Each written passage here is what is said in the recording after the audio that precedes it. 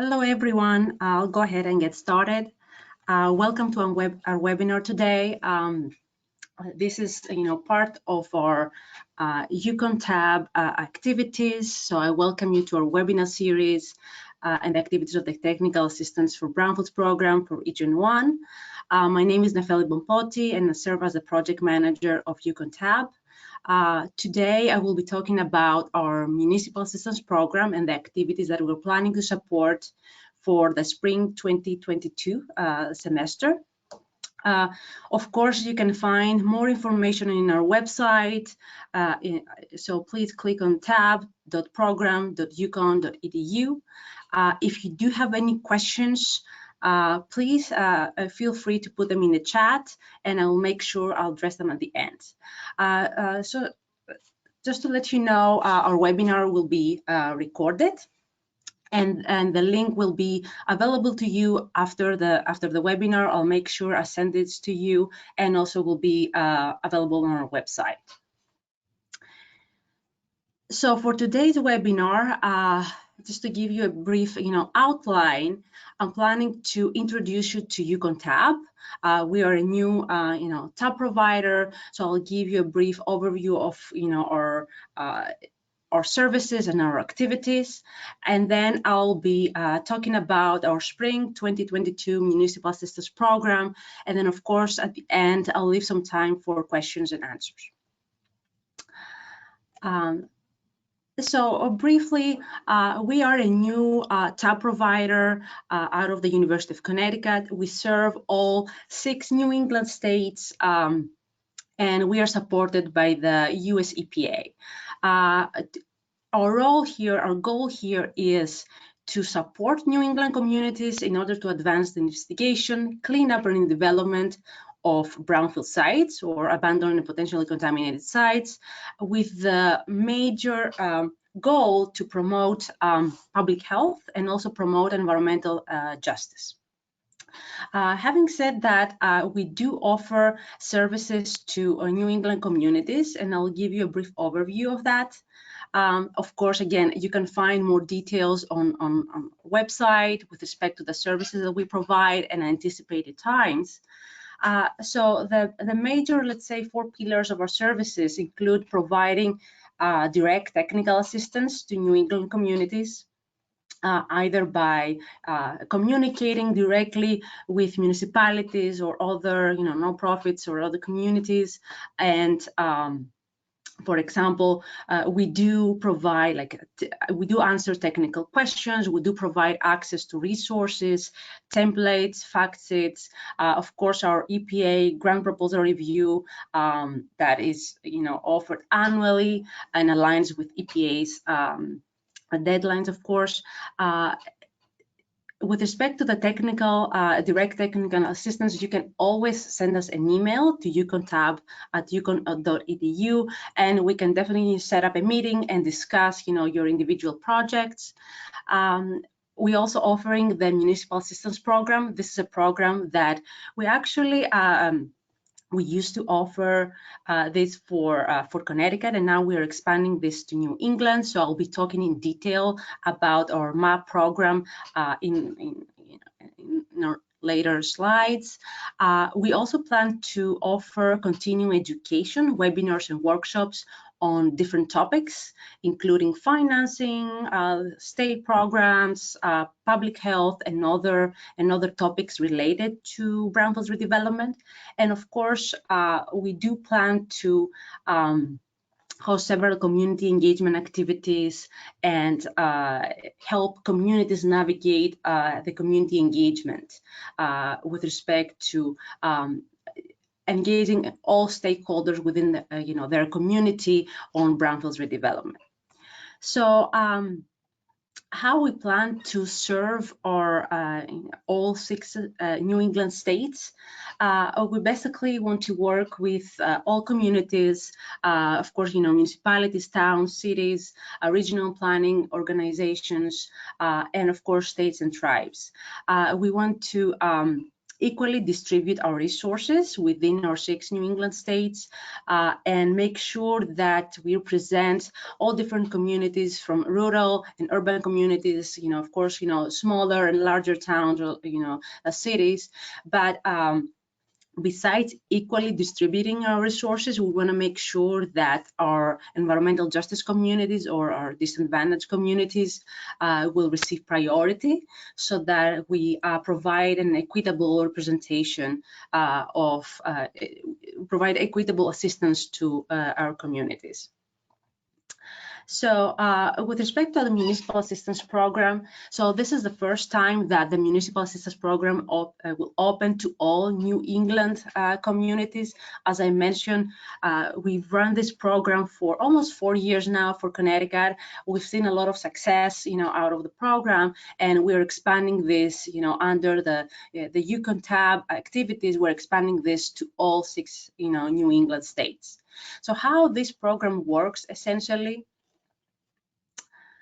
So our Municipal Assistance Program, the MAP program, so essentially the communities apply and participate in our service-based learning course that we offer out of the University of Connecticut, the Brownfields Corps. And by participating in the course activities, they will receive assistance, which is free of charge on Brownfields projects. So essentially the communities, apply to receive free of charge assistance on various Brownfields projects. And to clarify here, this is a program that provides both assistance to communities, but also is related to workforce development. So the students that take the course, they basically receive hands-on education on Brownfields redevelopment, and essentially you will be working with the students directly on different Brownfields projects. So basically, the students will take the course, and essentially they will be working directly with the communities to provide, assistance with respect to Brownfields projects. Of course, we do guide the students, we do instruct the students on how, to approach the project. So it's not that the students will be doing this just themselves. We do provide instruction, and we also, make sure that, the towns, municipalities receive, a product of quality at the end. Of course, I will be talking about that in detail in the next slides. So basically, our program, our Municipal Assistance Program, is offered twice a year. It's a biannual program that is offered in the fall semester and in the spring semester. For the fall semester, we typically support EPA Brownfields grant proposals, and that is partially because this, the timeline aligns with the EPA's timeline on the Brownfields grants. So in the fall semester, we typically provide assistance with respect to some of the technical components of the grant. For the spring semester, we typically provide technical support, supporting projects of more technical nature, and also providing community engagement activities to the communities.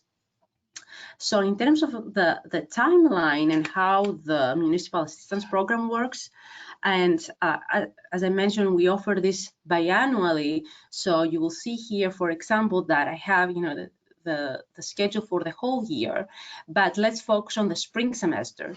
So usually the RFP, the request for proposals for the communities to apply, opened in November. So we usually open this in November, and so that the communities provide their application in order to participate in the spring semester. Then in the early January, we plan to to screen the projects and have introductory interviews with the applicants, with the communities. Those will be conducted virtually for this round. So we'll be basically selecting the projects that will be supporting for the spring semester. And then early January, around actually mid-January, we'll be selecting the projects and will assign to the projects to the students so that they'll start working on those. And then the RFP for the fall semester will open in June, and with the anticipated timeline for the activities of the fall semester. So with respect to the projects that we can support for the spring 2022 map, I have here an overview of the projects that we can support. And of course, I will be going into more detail and discuss what you can anticipate from the students and what you can anticipate from, from those type of projects. So the first three, let's say, categories of projects: the summary of environmental site conditions, summaries and data gap analysis of previous environmental site assessments, and phase 2 scope of works and budget estimates, refer to essentially a technical portion of the environmental investigation for a brownfield site. And the major point here is that the students can provide, I mean, of course, just to clarify, we're not LEPs, we're not will not substitute the work of an LEP. What the students can do is provide a summary of, for example, existing environmental conditions at a site, or they can summarize what has been done before in terms of environmental assessments. If, for example, a site has multiple investigation reports and the community might want to have a summary of those, we know that those documents are, they're lengthy, they're technical, like complex, they have a lot of detail. There might be 1,000 pages or so. So the students can take this information and summarize this to basically provide a small summary to the community of what has been done at the site and what should be the next steps. So they could actually do, a preliminary sampling plan, and they can provide a data gap analysis to see, okay, where do we need to sample next? If a site does not have any previous, let's say, phase 2 site investigations, there were no sampling at all performed previously at the site, then they can provide a scope of work, essentially laying out a sampling plan, a preliminary sampling plan for the site, and also prepare a rough budget estimate. So all of those, three types of projects refer again to the actually breaking down and summarizing environmental conditions, and of course that depends on which stage the brownfield site could be, right? So basically the students can provide an abbreviated version of those, let's say, technical documents. The other three type of projects that we can support have to do with, let me actually move this here. So have to do with the redevelopment options for several priority sites. So for example, if there is a site that there isn't clear of what the vision of the community is, of what can be done there, the students can provide again, a report of what can be done there according to different regulations, like zoning regulations. So developing something like a developer's package, kind of like summarizing the conditions at the site and suggesting future uses. The other type of projects that we can support has to do with developing brownfields inventories, detailed list of where the brownfields are within a community. We've seen that this is actually requires a lot of legwork, so the students can definitely prepare that for the community. And the last but definitely not least, we can design and we can develop community engagement and outreach materials for a particular community. So and I will be going into more detail about that, so in order to provide a little bit of more explanation of what the students can do. So with respect to the summary of environmental site conditions, so that particular type of project refers to essentially a desktop study for a particular brownfield site.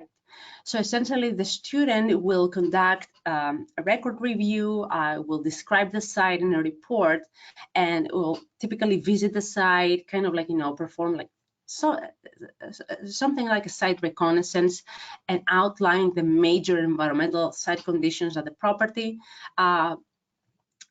We do work with engineering students, so our students can provide also a site layout, a small AutoCAD, let's say, design, and point out where those, areas of potential contamination might be.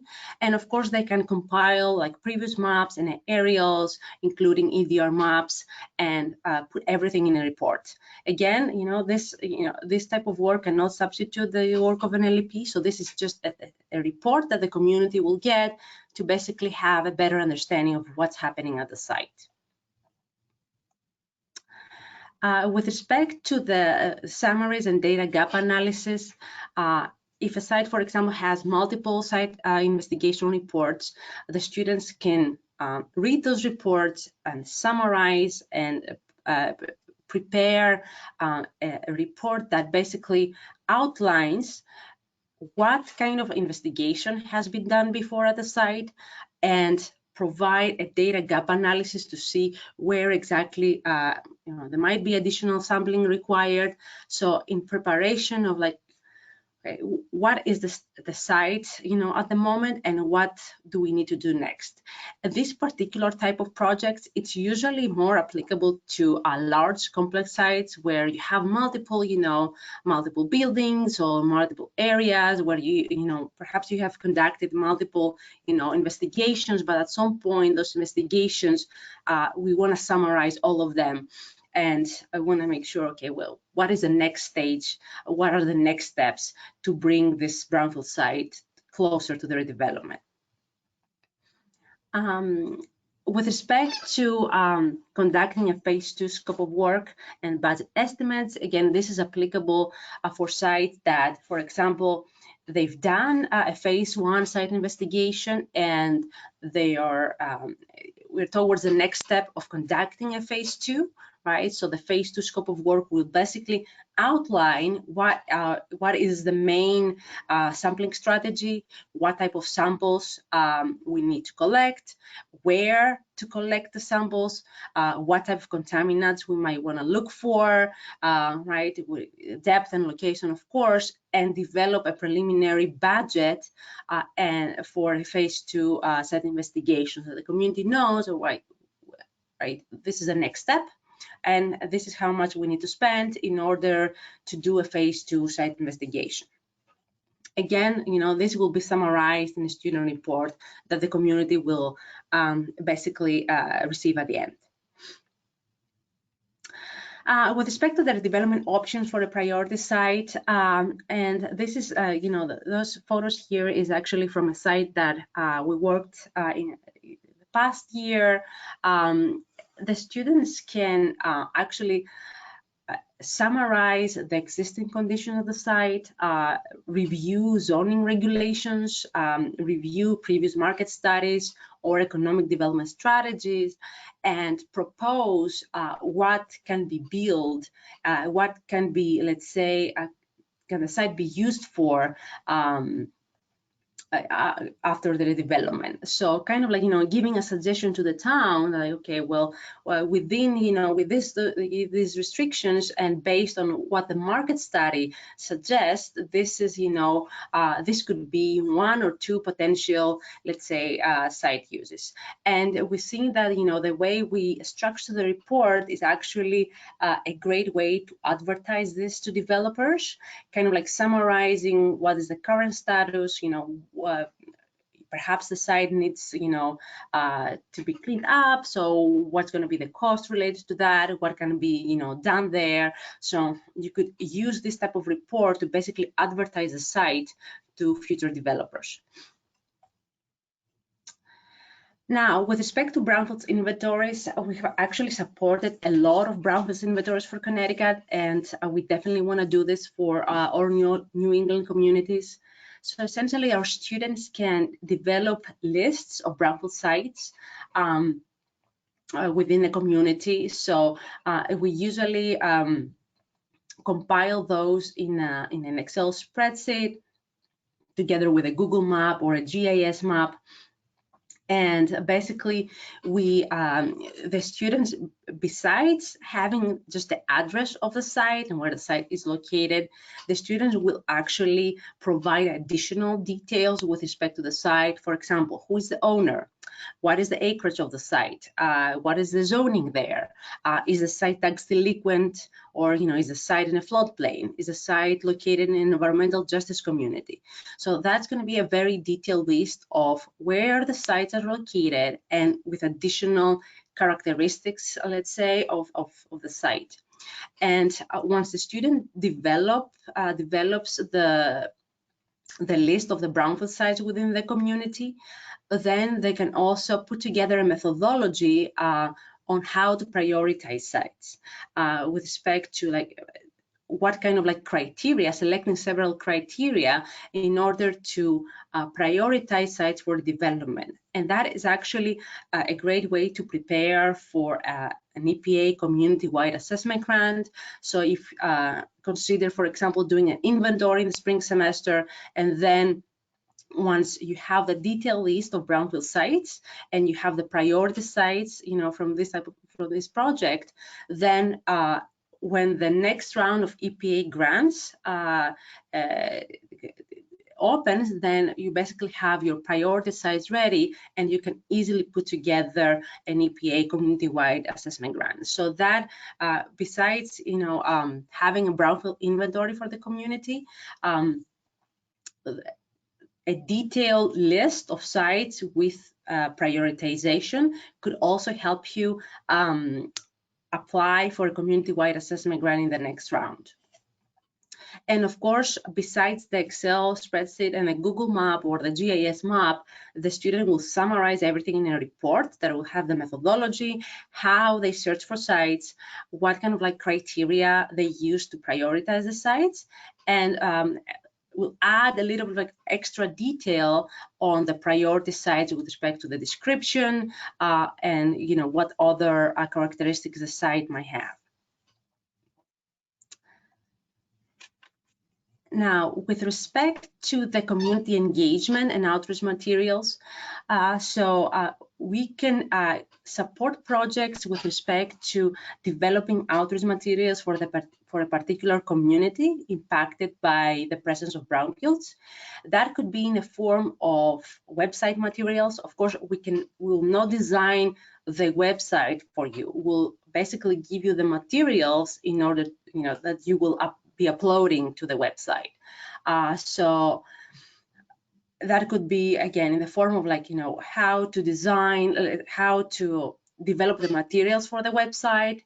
A community might be interested in conducting, let's say, a survey for a particular brownfield site or several brownfield sites within their community. So we can definitely help with that. For example, it could be, let's say, a community assessment survey or a community capacity survey.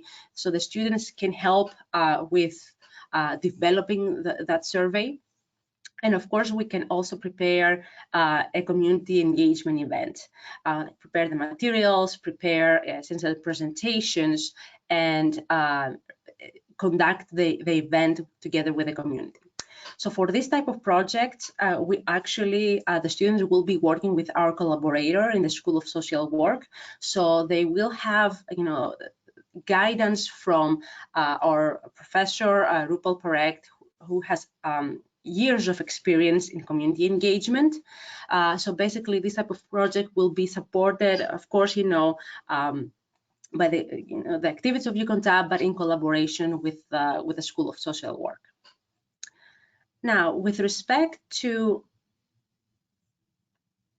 who can apply to the Municipal Assistance Program. So basically, all municipalities are eligible to apply, towns, cities, regional planning organizations, redevelopment agencies, nonprofit organizations are also eligible to apply, and of course, tribal governments.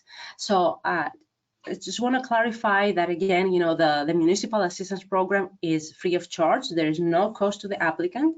So as long as the applicant is eligible to receive this type of assistance. How to apply?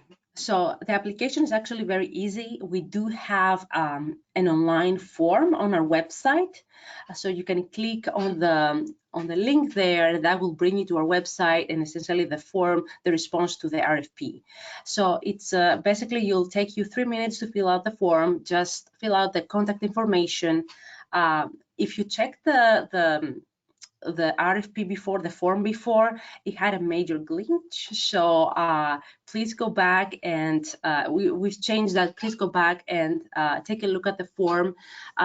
Basically, you just need to add your contact name and select the type of assistance, the type of project that you will be you need help with, and provide a little bit of additional detail for the project. Our deadline to apply has been extended to December 23rd. And as I mentioned before, we're planning to do an initial interview and communication with all the applicants in the first week of January, with the anticipated announcement of proposals by January 15th. So with respect to, actually, let me go here. With respect to the anticipated schedule, so our semester starts on January 18th, and basically the students will be assigned to your projects by the end of January. So the first meeting will, so how we run the course and how we run the municipal assistance program is that once if the students are assigned to your project, we'll be meeting all of us together with the students virtually. So that will be done at the end of January, and then after that we plan to have virtual meetings as necessary. So we plan to, for example, if there is some things that we need to discuss, we can plan for a virtual meeting. We typically do site visits, so even if the projects are outside of Connecticut, we can definitely visit the site, and the students can see the brownfield site, discuss with you directly, and of course at the end the final report will be sent to you together with a presentation that we plan to have virtually, and that will be at the end of the semester, at the end of April, essentially. So that is the anticipated schedule for spring. And let me go back to the commitment, to the applicant commitment. The only thing that we ask for is to basically assign a contact person that will communicate with us, will communicate with the students, and basically just respond to and meet with us virtually, and also provide resources for the project. So those are the only 3 things that we ask for, nothing beyond that. So basically, all right, so I covered that. So if you do have additional questions, feel free to reach out either to Professor Maria Krusoku, who is our director of the program, or myself. Feel free to reach out to our emails directly or to the UConn tab email. And with that, I'll open it to Q&A. And let me see if we have any questions in the chat. I don't see any questions. I do have a question. I do have a poll. Dave, can you open the poll? Sure, and there are 2 questions, Nefeli, in the questions box, not in the chat box, but in the questions box on your control panel. I can read them out for you if you want, or if you see them, you can ask them. Let me see, because I couldn't see them. While you're doing that, do you want me to go ahead and launch the poll? Yes, please. Okay. That would.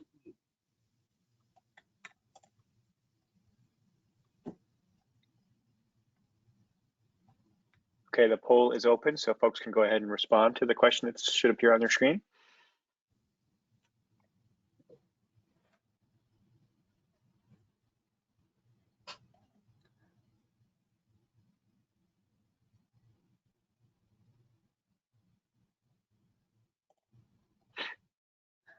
Okay, and I'll close the poll in 5 seconds. 3, 2, 1.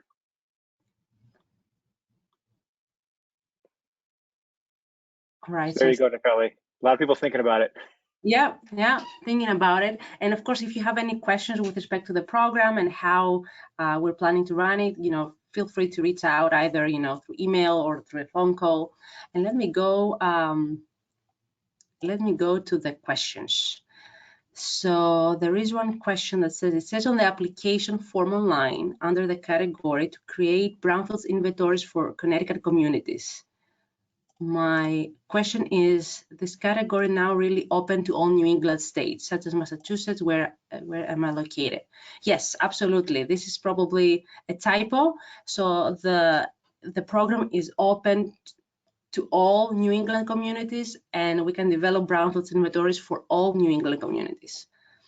So let me see if I have any other question. How many projects do you anticipate funding? So we typically support around 7 or maximum 9 projects, depending on how many students we have enrolled in the course. So this really depends on how many students will basically sign up for the course, and how many projects we can support.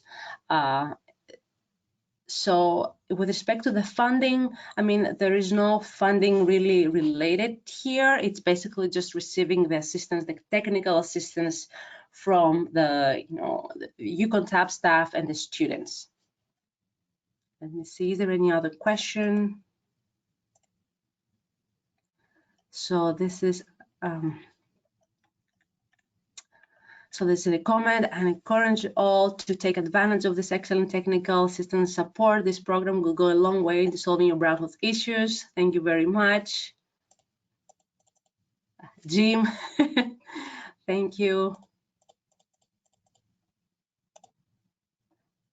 Confirming that all New England state agencies are not able to apply. You can, so that's a good question with respect to state agencies. You can definitely apply, but I definitely recommend that we discuss the project, the nature of the project, to see that this will be something that the students can do. So that is a good question. The state agencies, no, definitely, you can definitely apply, but we will have to discuss a little bit more of like the nature of the project. Are the students undergrad or graduate students? Undergraduate students, is the answer. And actually our course is open to all majors in the University of Connecticut. So we typically have a mix of engineers, we have a mix of like scientists. So we have students from very diverse backgrounds, but they are basically undergraduates. So let me see. Have any other question? Can you submit more than one project application? Absolutely. You can definitely submit more than one. That now, in terms of like, if we can support more than one project, that would depend on how many projects we'll receive again, and how many students we have enrolled in the course.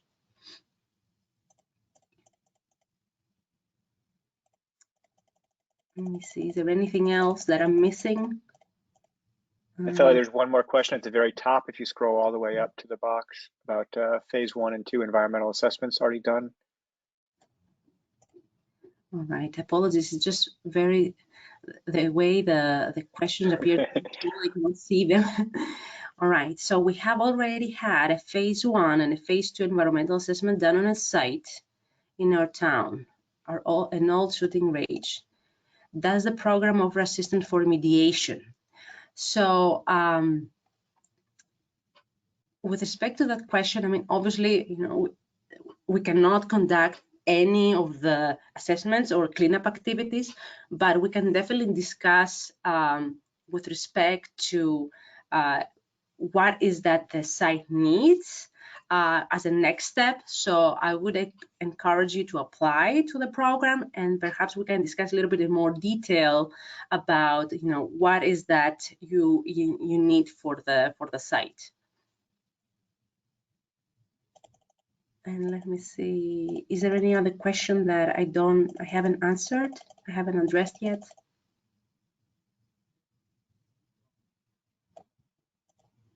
There's a few more now down at the bottom. Yeah, scroll back down. Yep. So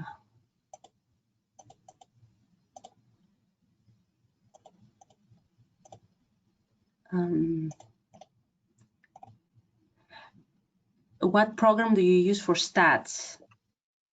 Can you clarify a little bit more? Can you add a comment? What do you mean for stats? If you can add an additional comment there. Let me go to the next question. I'll go back to that. What type of site qualifies? No, brownfields only. That's a good question. Basically, a site that could be a brownfield, could be potentially contaminated, and it's underutilized, it could qualify. Again, we can definitely discuss about individual sites and see. It doesn't have to be, let's say, a designated brownfield site. It could be something that potentially considered a brownfield. So we're not very strict about that.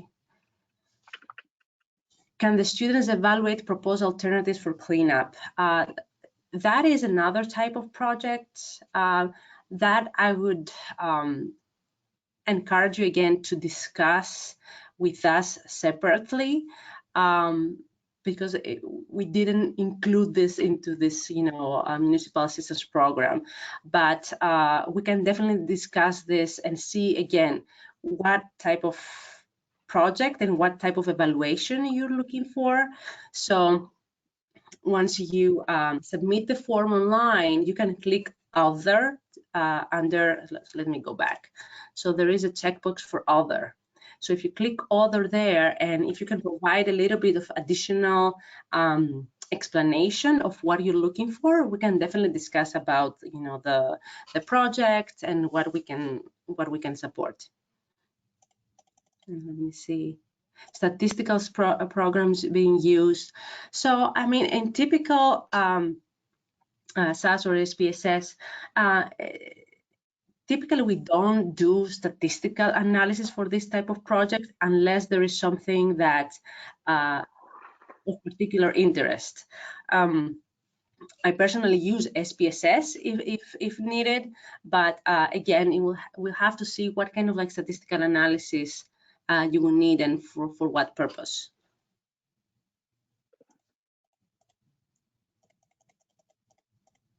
All right, thank you. Any other questions? Did I miss anything?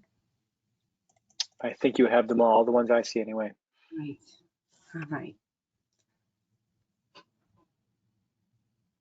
Right. So again, I will be uploading the webinar recording on the website. And again, if you have any questions, feel free to reach out.